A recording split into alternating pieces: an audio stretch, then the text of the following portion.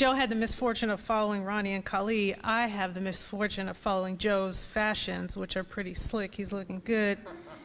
And those shoes, I did not make such a good choice myself.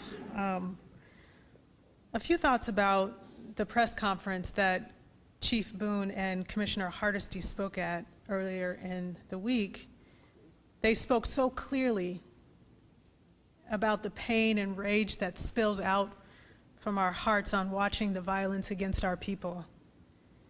We've seen it so many times before, and they managed to capture what it really feels like in this collective response triggered by the murder of George Floyd. They also spoke with authority about the serious civic disorder and destruction that's taking place in our community by bad actors. Their leadership for all of Portland affords me the opportunity to speak directly to Black Portlanders today, and this is what I have to say. So much of the narrative has focused on the reaction after Mr. Floyd's murder, the protests, the property damage, what some call riots, others see as looting and arrests, and I understand why there's some focus on that to some degree. It is consequential and newsworthy. It's newsworthy and consequential for complicated reasons. I hope you come back for another press conference where we can talk about some real looting that happens with white-collar folks taking money from our recovery efforts, but that's a whole other press conference that we'll talk about later. It will take us years, decades, maybe even lifetimes to unpack what has happened here. But we cannot wait for the clarity of tomorrow to take care of each other today.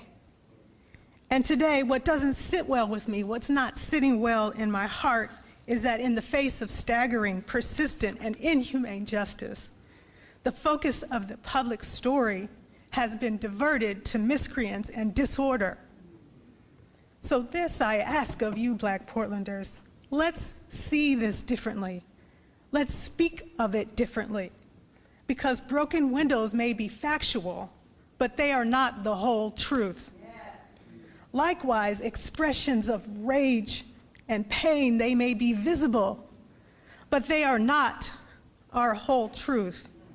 More than expressions of rage, what has happened since Mr. Floyd's murder is a deep expression of love, a love that transcends state boundaries, a love that goes far beyond familial name.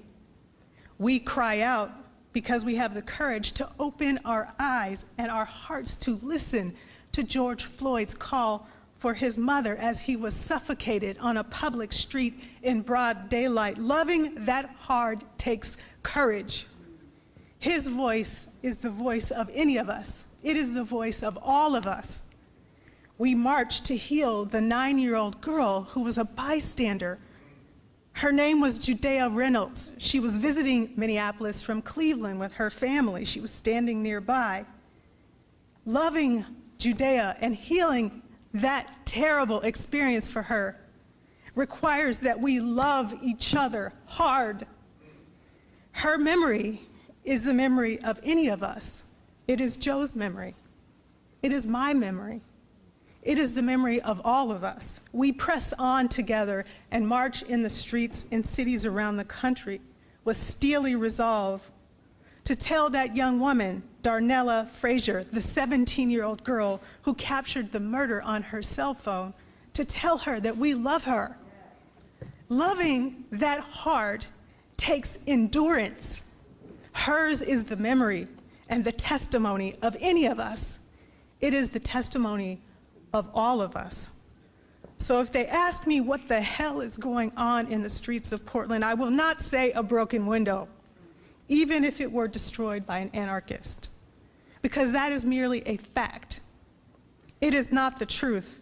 The truth is that George Floyd's murder and its response on a global scale is an expression of love the likes of which we have never seen.